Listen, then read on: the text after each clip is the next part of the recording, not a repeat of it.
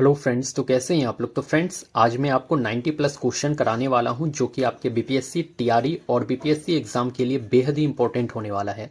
तो आप लोग इस सेशन को फुल देखना। ये सेशन आपके लिए बहुत ही ज़्यादा बेनिफिशियल हो जाएगा। अगर आप लोग बीपीएससी टीचर, बीपीएससी या फिर बिहार एसएससी की भी तैयारी कर रहे हो तो ये इंपॉर्टेंट क्लास आपके लिए है। तो चलिए मैं एक एक करके यहाँ पे आपसे क्वेश्चन डिस्कस कर लेता हूँ और इसमें जो है इंपॉर्टेंट क्वेश्चन है आपके 90 प्लस इंपॉर्टेंट क्वेश्चन हो जाते हैं। ठीक है, तो 90 प्लस मोस्ट इंपॉर्टेंट क्वेश्चन यहाँ पर मैं आपके लिए लेकर आया हूँ, तो कंप्लीट सेशन आप जरूर देखना। तो देखो, हमारा फर्स्ट क्वेश्चन है भाई, हमारा फर्स्ट क्वेश्चन हो जाता है, भारतीय संघ के अंतर्गत किसी राज्य को सम्मिलित करने का अधिकार किसे प्राप्त है। तो देखो, किसी राज्य को सम्मिलित करने का अधिकार किसे प्राप्त है भारतीय संघ में, तो भाई ये सांसद को अधिकार है। किसे अधिकार है, तो सांसद को अधिकार है कि किसी भी राज्य को जो है भारतीय संघ में सम्मिलित कर ले, तो सांसद का अधिकार है ये। लोकसभा में केंद्र शासित प्रदेशों के लिए अधिकतम कितनी सीटें आरक्षित होती है, तो लोकसभा में केंद्र शासित प्रदेश के लिए 20 सीट भाई वो आरक्षित होता है। ठीक है, तो केंद्र शासित प्रदेश के लिए कितना सीट है, तो 20 सीट है केंद्र शासित प्रदेश के लिए लोकसभा में। ठीक है, और टोटल अगर पूछ लिया जाए कितने सदस्य हैं अभी लोकसभा में, तो 543 मेंबर आपके लोकसभा में हो जाते हैं। ठीक है, लोकसभा में टोटल मेंबर अभी कितने, तो 543 हो जाते हैं। थर्ड नंबर यहां देख लेना है आपको, नए राज्य के गठन की शक्ति किसे प्राप्त है। तो नया राज्य का अगर गठन करना है तो बस ये सांसद को अधिकार है नया राज्य का गठन करने का। ठीक है, तो संसद जो होते हैं उसे ही अधिकार है नया राज्य का गठन करने का। ओके, फोर्थ नंबर देख लेना आप लोग, राज्यों के पुनर्गठन से संबंधित फजल अली आयोग का गठन कब हुआ। तो भाई यहां पर फजल अली आयोग ऐसा क्वेश्चन पूछा गया था। तो फजल अली आयोग जो है ये किससे संबंधित है, तो राज्यों के पुनर्गठन से। किससे संबंधित है फजल अली आयोग, तो राज्यों के पुनर्गठन से। फर्स्ट बात तो यही याद रख लेना है आपको। इसका गठन कब किया गया था फजल अली आयोग का, तो 1953 में जो है फजल अली आयोग का गठन करा गया था। इतना भी ध्यान में जरूर रख लेना आप लोग। तो फजल अली आयोग का गठन कब, तो 1953 में, और ये राज्यों के पुनर्गठन से आपका संबंधित हो जाता है। ठीक है, भाषाई आधार पर भारत में सर्वप्रथम किस राज्य का गठन किया गया।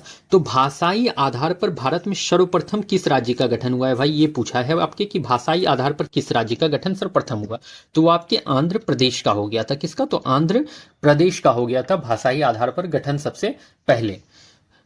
उसके बाद याद रख लेना, राज्य पुनर्गठन आयोग ने 1 नवंबर 1956 को कितने राज्य तथा केंद्र शासित प्रदेश बनाए। तो देखो, राज्य पुनर्गठन आयोग जो है 1 नवंबर 1956 को जो है 14 राज्य और 6 केंद्र शासित प्रदेश बनाया था। कितना, तो 14 राज्य एंड 6 जो है आपके यूनियन टेरिटरी को बनाया था 1 नवंबर 1956 को। याद रख लेना आप लोग।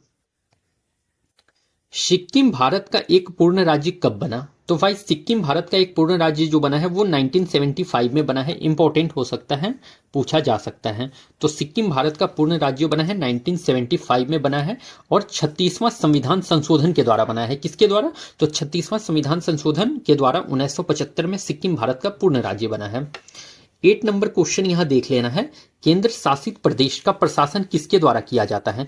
तो केंद्र शासित प्रदेश का प्रशासन भाई वो आपके राष्ट्रपति के द्वारा किया जाता है। किसके द्वारा, तो केंद्र शासित प्रदेश का प्रशासन किसके द्वारा, तो राष्ट्रपति के द्वारा किया जाता है। ओके, संविधान के प्रथम अनुच्छेद के अनुसार भारत है। तो देखो, प्रथम अनुच्छेद, पहला अनुच्छेद में क्या है, संविधान का, कॉन्स्टिट्यूशन का भाई पहला अनुच्छेद में क्या है, तो पहला अनुच्छेद बात करता है राज्यों का संघ। भारत क्या है, तो राज्यों का संघ है। पहला अनुच्छेद में क्या कहा जाता है कि भारत जो है राज्यों का संघ है। यही बात कहा गया है आपके पहला अनुच्छेद में। और ये आपके टीआरई में पूछा गया क्वेश्चन है, टीआरई 3 में शायद पूछा गया क्वेश्चन है ये वाला। 10th नंबर क्वेश्चन आप लोग देख लेना, बिहार भारत के कुल क्षेत्रफल का कितना है। तो भाई बिहार जो है भारत के कुल क्षेत्रफल का कितना है, तो 2.86% है बिहार भारत के कुल क्षेत्रफल का। अगर बिहार के क्षेत्रफल की बात की जाए तो 94,163। ठीक है, तो बिहार का क्षेत्रफल कितना है, तो 94,163 हो जाता है। ठीक है, तो भारत के कुल क्षेत्रफल का कितना है बिहार, तो 2.86% है। इसको याद जरूर रख लीजिएगा आप लोग। भारत में सर्वाधिक कौन सी मिट्टी पाई जाती है? तो भाई सबसे ज्यादा कौन सी मिट्टी, मिट्टी कितने टाइप का होता है पहले ये याद रख लेना। तो मिट्टी जो होते हैं 8 टाइप के आपके मिट्टी हो जाते हैं। कितने टाइप के? तो 8 टाइप के मिट्टी हो जाते हैं। और सबसे अधिक कौन सी मिट्टी? तो एलुवियल सोइल, जो कि जलोद मिट्टी जिसे कहा जाता है। सबसे ज्यादा कौन सा मिट्टी? तो जलोद मिट्टी, एलुवियल सोइल पाया जाता है आपके भारत में। रेगुड़ मिट्टी, तो जिसे भाई काली मिट्टी भी कहा जाता हो, किस राज्य में सबसे अधिक पाई जाती है? तो काली मिट्टी सबसे अधिक जो है आपके महाराष्ट्र में होता है। कहां? तो महाराष्ट्र में काली मिट्टी सबसे अधिक होती है। और काली मिट्टी को ही स्वतः जोताई वाली मिट्टी भी कहा जाता है। स्वतः जोताई वाली मिट्टी, स्वतः जोताई वाली मिट्टी, स्वतः जोताई वाली मिट्टी कौन सा हो जाता है? तो आपका काली मिट्टी हो जाता है, स्वतः जोताई वाली मिट्टी। इसका जल धारण क्षमता जो होता है सबसे ज्यादा होता है, वाटर होल्डिंग कैपेसिटी। तो भाई जल धारण क्षमता जो सबसे ज्यादा किसका होता है? तो आपके ब्लैक सॉइल का होता है। तो जल धारण क्षमता सबसे ज्यादा, वाटर होल्डिंग कैपेसिटी सबसे ज्यादा किसका? तो ब्लैक सॉइल का होता है। और ब्लैक सॉइल को ही रेगुड़ सॉइल भी कहा जाता है। और रेगुड़ सॉइल में कपास सबसे ज्यादा होता है, कपास। तो काली कपास वाली मिट्टी भी होता है। और कपास के लिए क्या है? तो बेस्ट ये माना जाता है आपकी काली मिट्टी, कपास के लिए बेस्ट है आपका काली मिट्टी। इसको भी याद जरूर रख लेना आप लोग। और सबसे ज्यादा काली मिट्टी कहां पाई जाती है? तो आपके महाराष्ट्र में पाई जाती है। मिट्टी का पीला रंग किस कारण होता है? तो ये मिट्टी का पीला रंग भाई वो फेरिक ऑक्साइड के कारण होता है, मिट्टी का पीला रंग। 14th नंबर आप लोग क्वेश्चन देख लो यहाँ पर, पौधे को सबसे अधिक जल किस प्रकार की मिट्टी से प्राप्त होता है? तो पौधे को सबसे अधिक जल किस प्रकार की मिट्टी से प्राप्त होता है? तो भाई वो चिकनी मिट्टी से प्राप्त होता है पौधे को सबसे अधिक जल। ओके, 15th नंबर क्वेश्चन में देखो क्या बोल रखा है। इसमें कहा गया है सबसे कम जल धारण क्षमता। तो सबसे कम जल धारण क्षमता, वाटर होल्डिंग कैपेसिटी किस मिट्टी की होती है? तो भाई ये बलुई मिट्टी की होती है। किसका होता है? बलुई मिट्टी का सबसे कम जल धारण क्षमता होता है, वाटर होल्डिंग कैपेसिटी। और अगर सबसे ज्यादा की बात करी जाए तो सबसे ज्यादा जो है आपकी वाटर होल्डिंग कैपेसिटी किसकी? तो काली मिट्टी की, ब्लैक सॉइल की होती है, ब्लैक सॉइल के। ठीक है, तो ब्लैक सॉइल की जल धारण क्षमता क्या है? सबसे ज्यादा है। और ब्लैक सॉइल को ही रेगुड़ मिट्टी भी कहा जाता है, रेगुड़ मिट्टी भी कहा जाता है। ओके, 16th नंबर क्वेश्चन देख लियो यहाँ पर, मृदा की उर्वरता बढ़ाने के लिए कौन सी फसल उगाई जाती है? तो मृदा का फर्टिलिटी अगर बढ़ाना है तो फर्टिलिटी के लिए हम लोग क्या उगा देते हैं? तो दलहनी फसल को उगा देते हैं। ठीक है, तो मिट्टी की जो फर्टिलिटी है उसे बनाए रखने के लिए दलहनी फसल को उगाया जाता है कि उसका जो है फर्टिलिटी मेंटेन रहे। पुरानी जलोद मिट्टी कहलाती है। तो भाई पुरानी जलोद मिट्टी को बांगर कहा जाता है, बांगर। और अगर नई जलोद मिट्टी का बात करा जाए, न्यू एलुवियल सोइल की बात करी जाए तो क्या हो जाएगा? नई जलोद मिट्टी को कहते हैं भाई, न्यू एलुवियल सोइल को क्या कहते हैं? तो खादर कहते हैं। क्या कहते हैं? न्यू एलुवियल सोइल को खादर कहा जाता है। एलुवियल, ये देखो यहाँ, न्यू एलुवियल सोइल को क्या कहा जाता है भाई? तो खादर कहा जाता है न्यू एलुवियल सोइल को। और खादर किस फसल के लिए? तो खरीफ क्रॉप्स के लिए बेस्ट माना जाता है खादर। और जो बांगर है वो रवि फसल के लिए अच्छा माना जाता है, रवि फसल के लिए अच्छा माना जाता है। और खादर जो है खरीफ फसल के लिए अच्छा माना जाता है। ओके, अम्लीय मिट्टी को कृषि योग्य बनाने के लिए किस खनिज का प्रयोग किया जाता है? तो अम्लीय मिट्टी में किस खनिज का यूज करा जाएगा? तो अम्लीय मिट्टी को अगर आपको बनाना है कृषि योग्य तो उसमें चूना का यूज कर दो। ठीक है, चूना का यूज करो, जिसे लाइम भी कहा जाता है, लाइम का यूज कर दो। ओके फ्रेंड्स, 19 नंबर देखो क्वेश्चन क्या पूछा है। जैव मृदा मतलब ऑर्गेनिक सॉइल की बात करी है इन्होंने यहाँ पर, ऑर्गेनिक सॉइल, ऑर्गेनिक सॉइल। ठीक है, तो ऑर्गेनिक सॉइल का रंग नीला क्यों होता है भाई? तो नीला क्यों होता है ऑर्गेनिक सॉइल का कलर? तो अम्ल एंड फेरस आयरन के कारण। तो भाई अम्ल और फेरस आयरन के कारण जो है ऑर्गेनिक सॉइल का रंग नीला होता है। इसको याद जरूर रख लेना आप लोग, पूछा जा सकता है ये क्वेश्चन।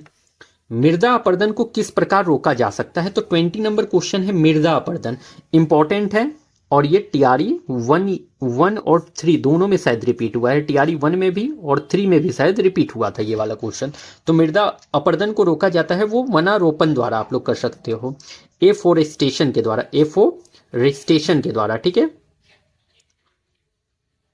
फोरेस्टेशन के द्वारा। ठीक है, तो एफोरेस्टेशन के द्वारा आप लोग मृदा अपरदन को रोक सकते हो। ओके फ्रेंड्स, कपास की खेती के लिए सबसे अच्छी मिट्टी कौन सी है? तो कपास की खेती 21 नंबर क्वेश्चन है कपास की खेती। तो कपास की खेती के लिए मैंने काली मिट्टी अभी बता रखा था आपसे, जिसे कि रेगुर सॉइल भी कहा जाता है, रेगुर सॉइल। और इसका जो है स्वतः जोताई वाली मिट्टी भी कहा जाता है इसे, स्वतः जोताई। और इसका जल धारण जो वाटर होल्डिंग कैपेसिटी है ये सबसे हाई होता है। वाटर होल्डिंग कैपेसिटी क्या होता है? तो सबसे हाई होता है, इसको ध्यान में जरूर रख लेना। 22 नंबर क्वेश्चन क्या है? तो जलवायु परिवर्तन के प्रमुख कारण क्या है? तो इंपॉर्टेंट हो सकता है। तो जलवायु परिवर्तन के प्रमुख कारण तो ग्रीन हाउस गैस, ओजोन परत का क्षरण तथा प्रदूषण, ये 3 मेन फैक्टर हैं आपके जलवायु परिवर्तन के। क्लाइमेट चेंज के 3 main factor green house gas, ozone परत का क्षरण तथा पॉल्यूशन हो जाता है। 23 नंबर में है प्राकृतिक रूप से पाई जाने वाली ग्रीन हाउस गैस कौन सी है जो सर्वाधिक ग्रीन हाउस प्रभाव उत्पन्न करती है? तो देखो, प्राकृतिक रूप से पाई जाने वाली ग्रीन हाउस गैस कौन सी है जो सर्वाधिक ग्रीन हाउस प्रभाव उत्पन्न करती है? देखो, तो सबसे अगर ज्यादा पूछ ले कि ग्रीन हाउस इफेक्ट कौन करता है, तो जलवाष्प जो होता है, जलवाष्प, वाटर वेपर, वाटर वेपर जो है सबसे ज्यादा जो है ग्रीन हाउस इफेक्ट करता है। ठीक है, तो वाटर वेपर, जलवाष्प को याद रख लीजिएगा। 24 नंबर क्वेश्चन है वह सर्वाधिक भंगुर पारिस्थितिकी तंत्र कौन सा है जो वैश्विक तापन द्वारा सबसे पहले प्रभावित होगा? तो वैश्विक तापन द्वारा सबसे पहले प्रभावित होगा आर्कटिक एवं ग्रीनलैंड हिमचादर, आर्कटिक एवं ग्रीनलैंड हिमचादर। Okay, next. कार्बन डाइऑक्साइड की मात्रा बढ़ने से वायुमंडल का तापमान क्यों बढ़ता है? इंपॉर्टेंट है आपके लिए। तो भाई, कार्बन डाइऑक्साइड की मात्रा बढ़ने से, अगर CO2 की मात्रा बढ़ जाती है तो वायुमंडल का तापमान क्यों बढ़ता है, एटमॉस्फेयर का तापमान क्यों बढ़ता है, ये पूछा है यहाँ पर। तो देखो, यहाँ पर क्यों बढ़ता है? कार्बन डाइऑक्साइड सौर विकिरण के अवरक्त अंश को अवशोषित करती है, तो इसी वजह से जो है आपका टेम्परेचर बढ़ जाता है। तो इंपॉर्टेंट है, ये क्वेश्चन आ सकता है आपके एग्जाम में, याद रख लेना। 26 नंबर क्वेश्चन देख लो, मीथेन गैस के उत्सर्जन के प्रमुख प्राकृतिक स्रोत हैं। इंपॉर्टेंट है मीथेन गैस, तो भाई इंपॉर्टेंट, इसको मान के चलना। तो मीथेन गैस के उत्सर्जन के प्रमुख प्राकृतिक स्रोत पूछ लिया है। तो मीथेन गैस का प्रमुख प्राकृतिक स्रोत जो है आर्द्र भूमि स्थल हो जाता है, समुद्र हो जाता है, हाइड्रेट्स हो जाता है। आर्द्र भूमि स्थल, समुद्र, हाइड्रेट्स, ये सभी क्या है? प्राकृतिक स्रोत हैं। और एक तो ये भी याद रख लेना, धान का खेत जो होता है भाई, धान का खेत जो होता है उससे भी आपका जो है ये मीथेन गैस निकलता है। धान का खेत, अगर काव डंग से बात करी जाए, गाय के गोबर से, तो गोबर से भी मीथेन गैस निकलता है, आपके गोबर से भी मीथेन गैस निकलता है, काव डंग से भी मीथेन गैस निकलता है। इसको ध्यान रख लीजिएगा आप लोग, और धान का खेत भी इसके साथ में इंक्लूड करके याद रख लेना है। नेक्स्ट, 27 नंबर क्वेश्चन है प्रथम विश्व जलवायु सम्मेलन कहां आयोजित किया गया था? इंपॉर्टेंट हो सकता है। तो प्रथम विश्व जलवायु सम्मेलन आयोजित हुआ था जेनेवा, स्विट्जरलैंड में, और कब? तो 1979 में। ओके, याद रख लेना है। 28 नंबर है कौन सी घटनाएं वैश्विक तापमान के प्रभाव को दर्शाती है? तो वैश्विक तापमान मतलब ग्लोबल वार्मिंग के प्रभाव को दर्शाता है कौन सा घटना? हिमनद का पिघलना, सागरीय तल में उत्थान, मौसमी दशाओं में परिवर्तन, और वैश्विक तापमान में वृद्धि। तो ये सभी चारों पॉइंट जो हैं आपको ध्यान में रख लेना है। IPCC inter governmental panel of climate change की पहली रिपोर्ट कब प्रकाशित हुई? तो भाई, ये प्रकाशित जो हुआ था ये 1990 में हुआ था, 1990 में प्रकाशित हुआ था। कृत्रिम वर्षा कराई जाती है, इंपॉर्टेंट हो सकता है आपका जो है आर्टिफिशियल रेन की बात करी गई है। तो आर्टिफिशियल रेन जो है सिल्वर आयोडाइड के द्वारा कराई जाती है, सिल्वर आयोडाइड का यूज करके जो है आर्टिफिशियल रेन कराया जाता है। इसको ध्यान में जरूर रख लेना आप लोग। चींटी के डंक में कौन सा एसिड पाया जाता है? तो चींटी के डंक में अगर बात की जाए तो भाई वो फॉर्मिक एसिड पाया जाता है आपके चींटी के डंक में। चींटी के डंक में क्या? तो फॉर्मिक एसिड। अगर पूछ ले आपसे कि मधुमक्खी के डंक में, तो मधुमक्खी के डंक में भी आपका जो है फॉर्मिक एसिड ही पाया जाता है। मधुमक्खी के डंक में भी आपका फॉर्मिक एसिड पाया जाता है, इसको भी ध्यान जरूर रख लेंगे। 32 नंबर क्वेश्चन है कौन सी गैस अग्निशामक के रूप में प्रयोग की जाती है? तो फायर एक्सटिंग्विशर भाई अग्निशामक के रूप में जो प्रयोग करी जाती है वो कौन सी गैस है? तो भाई ये कार्बन डाइऑक्साइड है, इजी क्वेश्चन था, कार्बन डाइऑक्साइड हो जाता है। ठीक है, कॉपर सल्फेट का जलीय घोल अम्लीय क्यों होता है? तो कॉपर सल्फेट का जलीय घोल जो है अम्लीय क्यों होता है, एसिडिक क्यों होता है? तो वो जल अपघटन के कारण होता है, जल अपघटन के कारण। घर में सिरका बनता है, तो भाई सिरका घर में कैसे बनता है? तो स्टार्च के किण्वन, फर्मेंटेशन से, फर्मेंटेशन ऑफ स्टार्च के द्वारा क्या बनता है? तो सिरका बनता है आपका, सिरका, याद रख लीजिएगा। 35 नंबर क्वेश्चन है, कोका कोला किस अम्ल के कारण खट्टा होता है? तो कोका कोला जो है फॉस्फेरिक एसिड के कारण जो है भाई वो खट्टा हो जाता है आपका कोका कोला। अच्छा, एक क्वेश्चन आपसे ये भी पूछा जाता है कि जब आप लोग कोल्ड ड्रिंक की शीशी, कोल्ड ड्रिंक का जो ढक्कन खोलते हो तो उसमें से गैस निकलता है, वो कौन सा होता है? तो वो भाई कार्बन डाइऑक्साइड गैस निकलता है। कौन सा गैस निकलता है? तो CO2 गैस।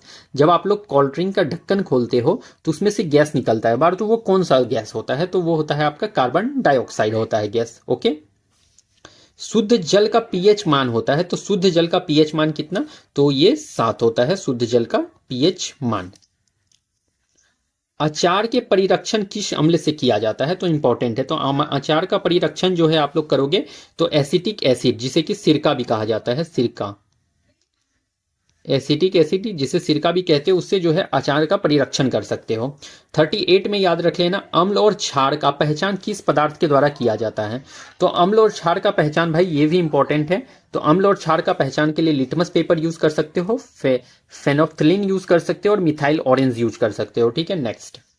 अम्ल वर्षा होती है, तो इंपॉर्टेंट है आपके एग्जाम के व्यू से। तो अम्ल वर्षा, तो अम्ल वर्षा एसिड रेन की बात करी गई है, तो सल्फ्यूरिक एसिड और नाइट्रिक एसिड जो होता है H2SO4 और HNO3 इसके लिए जिम्मेदार होता है। सल्फ्यूरिक एसिड और नाइट्रिक एसिड जो है अम्ल वर्षा के लिए जिम्मेदार है।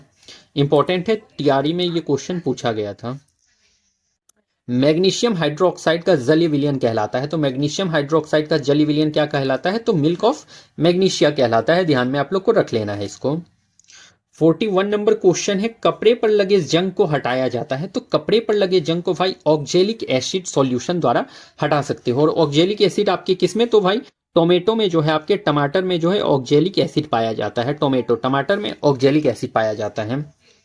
अम्लराज किन रसायनों का मिश्रण है? तो भाई यहां पर एक्वारिजिया की बात करी गई है। एक्वारिजिया में किस रसायन का मिश्रण है? तो एक्वारिजिया में जो है हाइड्रोक्लोरिक एसिड और नाइट्रिक एसिड रहता है। क्या रहता है? तो HNO3 और HCl जो है आपके एक्वारिजिया में रहता है। एक्वारिजिया में क्या क्या? तो हाइड्रोक्लोरिक एसिड और नाइट्रिक एसिड पाया जाता है। लिटमस पेपर प्राप्त किया जाता है, तो लिटमस पेपर जो है लाइकेन से प्राप्त करा जाता है, याद रख लीजिएगा। वह गैस कौन सा है जो हाइड्रोजन क्लोराइड के साथ सफेद धुआं देती है? इंपॉर्टेंट है ये क्वेश्चन, इंपॉर्टेंट है, आ सकता है आपके एग्जाम में। तो वह कौन सा गैस है जो हाइड्रोजन क्लोराइड के साथ सफेद धुआं देती है? तो भाई वो अमोनिया है, अमोनिया। Okay, next.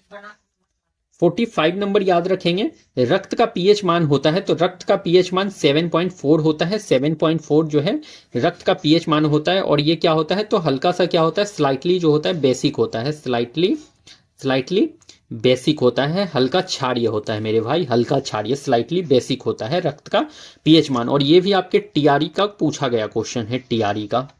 किस पोषक तत्व की कमी के कारण शारीरिक वृद्धि धीरे होती है?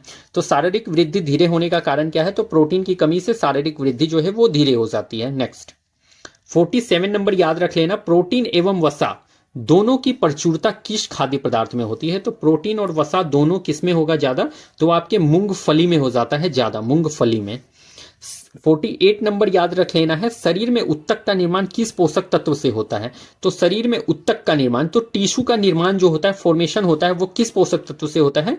तो वो प्रोटीन से होता है। और प्रोटीन का एक अच्छा स्रोत याद रख लेना, पल्स जो होता है, दाल जो होता है भाई, वो प्रोटीन का एक अच्छा स्रोत होता है। इसको याद रख लेंगे आप लोग जरूर।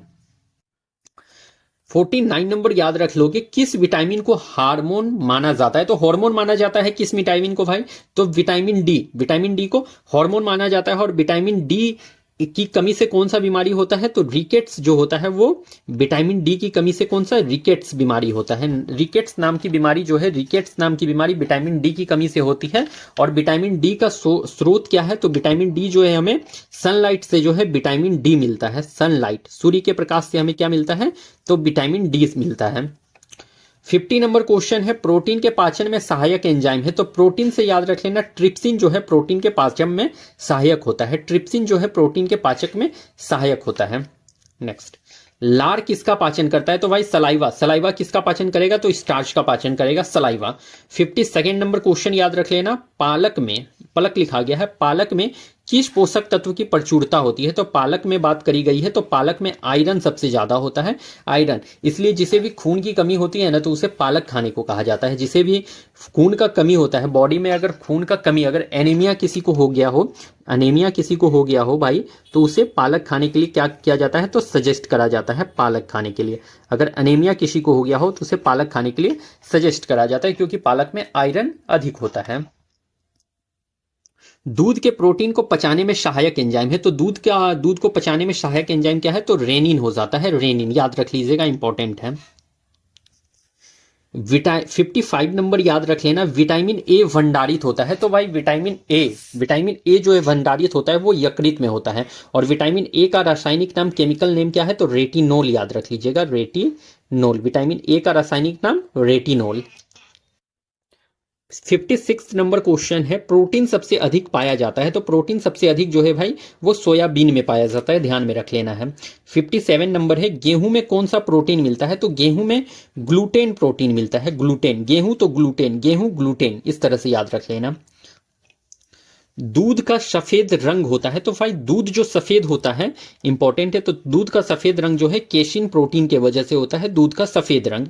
किस विटामिन का निर्माण हमारे शरीर में होता है? तो विटामिन का निर्माण जो हमारे शरीर में होता है वो होता है डी एंड B3, डी और B3 जो विटामिन, किस विटामिन का निर्माण हमारे शरीर में? तो विटामिन डी और B3 का निर्माण जो है हमारे शरीर में होता है, इंपॉर्टेंट है, पूछा जा सकता है ये क्वेश्चन। हेपेटाइटिस मानव शरीर के किस अंग को प्रभावित करता है? तो हेपेटाइटिस जो है भाई वो यकृत को प्रभावित करता है, इंपॉर्टेंट हो सकता है, इंपॉर्टेंट। और हेपेटाइटिस कितने टाइप के होते हैं? तो A, B, C, 3 टाइप के हेपेटाइटिस होते हैं, ये पीछे मैंने डिस्कस करा भी है। तो हेपेटाइटिस प्रभावित करेगा यकृत को। पौधा में कार्बोहाइड्रेट का संचयन किस रूप में होता है? तो पौधा में कार्बोहाइड्रेट का संचयन इंपॉर्टेंट हो सकता है। तो पौधा में कार्बोहाइड्रेट का संचयन जो स्टार्च के रूप में होता है। और अगर आपसे पूछ ले कि जो जीव होते हैं, एनिमल्स जो होते हैं, उसमें कार्बोहाइड्रेट का संचयन किस रूप में होता है? तो ग्लाइकोजेन के रूप में होता है, ग्लाइकोजेन के रूप में जो होता है वो जीवों में संचयन होता है, ग्लाइकोजेन के रूप में। ओके, याद रख लेना इतना आप लोग। घाव भरने में कौन सा विटामिन सहायक है? तो घाव भरने में जो है विटामिन सी सहायक होता है। और विटामिन सी को एस्कॉर्बिक एसिड भी कहा जाता है। क्या कहा जाता है? तो एस्कॉर्बिक एसिड। विटामिन सी को क्या कहा जाता है? तो एस्कॉर्बिक एसिड। और विटामिन सी का सोर्स क्या है भाई? तो स्रोत क्या है विटामिन सी का? तो जितने भी साइट्रस फ्रूट आते हैं, खट्टे फल आते हैं, वो सब क्या है? तो विटामिन सी के अच्छे स्रोत हो जाते हैं, विटामिन सी के। फॉर एग्जाम्पल आप लोग ले लो ना, ऑरेंज ले लो, ऑरेंज, नींबू ले लो जो लेमन होते हैं, ब्रोकली ले लो, ब्रोकली, ये सभी क्या है? तो ये सभी विटामिन सी के अच्छे स्रोत हो जाते हैं। ओके, किलोसिस नामक रोग किस विटामिन की कमी से होता है? तो किलोसिस नामक रोग विटामिन B2 की कमी से होता है, याद रख लीजिएगा। विटामिन डी का रासायनिक नाम है, तो विटामिन डी का रासायनिक नाम भाई इंपॉर्टेंट हो सकता है, विटामिन का रासायनिक नाम तो कैल्सीफेरोल। विटामिन डी का रासायनिक नाम कैल्सीफेरोल। संक्रमण रोधी विटामिन किसे कहते हैं? तो संक्रमण रोधी विटामिन जो है विटामिन ए को कहा जाता है, संक्रमण रोधी विटामिन। और विटामिन ए का नाम क्या है? तो रेटिनॉल। अनाज के छिलके में कौन सा विटामिन पाया जाता है? तो अनाज के छिलके में B1, विटामिन B1 अनाज के छिलके में मतलब कि थाइमिन पाया जाता है, थाइमिन। विटामिन B1 का रासायनिक नाम क्या है? तो थाइमिन है। और B1 अनाज के छिलके में पाया जाता है। कौन सा तत्व किडनी में पथरी बनने से रोकता है? तो किडनी में पथरी बनने से रोकता है कौन सा तत्व? तो भाई वो आपका मैग्नीशियम जो है वो किडनी स्टोन बनने से रोकता है। किडनी स्टोन बनने से कौन? तो मैग्नीशियम रोकता है, ध्यान में जरूर रख लोगे आप लोग। सर्वाधिक ऊर्जा प्राप्त होती है, तो सर्वाधिक ऊर्जा जो है वसा से प्राप्त करी जाती है। किसकी कमी से क्रिएटिनिज्म रोग हो जाता है? तो क्रिएटिनिज्म रोग जो है भाई वो किसकी कमी से? क्रिएटिनिज्म मतलब कि समझ रहे हो, ड्वार्फ, जो उसमें बच्चे होंगे वो ड्वार्फ इन साइज होंगे, ठीक है, उनका शेप जो है सही ठीक ढंग से नहीं होगा, उनका विकसित जो डेवलपमेंट होता है वो सही ढंग से नहीं हो पाता है। तो भाई क्रिएटिनिज्म जो होता है वो किसकी कमी से होता है? तो आयोडीन की कमी से जो होता है भाई वो क्रिएटिनिज्म हो जाता है, ठीक है। नेक्स्ट, बंगाल विभाजन की घोषणा कब प्रभावी हुई? तो बंगाल विभाजन, देखो बंगाल विभाजन की घोषणा कब प्रभावी हुई भाई? तो वो 16 अक्टूबर 1905 को जो है बंगाल विभाजन की घोषणा प्रभावी हुई। ठीक है, और अगर इसकी पूछ ले कि घोषणा कब की गई थी, तो घोषणा कब की गई थी बताओ? तो घोषणा जो की गई थी वो 20 जुलाई 1905 को की गई थी, 20 जुलाई 1905 को। लेकिन ये जो घोषणा जो है लागू हुआ कब हुआ? तो ये 16 अक्टूबर 1905 को जो है लागू हो गया था। इस तरह से याद जरूर रख लेंगे। और 16 अक्टूबर 1905 को किस दिवस के रूप में बनाया गया था? तो आपका मनाया गया था, क्या कहते हैं उसे, रक्षाबंधन दिवस के रूप में। रक्षा बंधन दिवस, बंधन दिवस के रूप में जो है 16 अक्टूबर को मनाया गया था। मैत्री दिवस, रक्षाबंधन दिवस, उसके बाद एक याद रख लेना शोक दिवस के रूप में, शोक दिवस के रूप में जो है मनाया गया था 16 अक्टूबर 1905 को। और ये टीआरई का पूछा गया क्वेश्चन था, आई होप कि टीआरई 4 में पूछ ले। बंगाल का विभाजन किस उद्देश्य से किया गया था? तो विभाजन का उद्देश्य क्या था बंगाल विभाजन का? तो राष्ट्रवाद की भावना को कमजोर करने के लिए जो है बंगाल का विभाजन करा गया था। बट बंगाल का विभाजन एक बहाना बनाकर किया गया था कि बंगाल का जो है क्षेत्रफल ज्यादा है तो इसलिए करना चाहते, बट उनका मेन उद्देश्य क्या था? तो राष्ट्रवाद की भावना को कमजोर करना, याद रख लेना आप लोग। नेक्स्ट, बंगाल विभाजन के समय वायसराय कौन थे? तो बंगाल विभाजन के समय जो वायसराय थे लॉर्ड कर्जन हो जाते हैं भाई, लॉर्ड कर्जन बंगाल विभाजन के समय वायसराय। वंदे मातरम किस आंदोलन के दौरान भारतीय राष्ट्र कांग्रेस राष्ट्रीय आंदोलन का प्रेरक गीत बना? तो वंदे मातरम जो है वो स्वदेशी आंदोलन के दौरान जो है भारतीय राष्ट्र आंदोलन का प्रेरक गीत बना था, याद रख लेना इसको। बंगाल के विभाजन के विरोध में हुए आंदोलन का नेतृत्व किसने किया? तो भाई बंगाल विभाजन के विरोध में हुए आंदोलन का नेतृत्व जो है वो सुरेंद्र नाथ बनर्जी ने करा है। किसने करा है? तो सुरेंद्र नाथ बनर्जी ने करा है बंगाल विभाजन के विरोध में हुए आंदोलन का। 16 अक्टूबर 1905 को किस दिवस के रूप में मनाया गया? तो भाई ये शोक दिवस के रूप में मनाया गया था, और ये इंपॉर्टेंट हो सकता है आपके एग्जाम के व्यू से।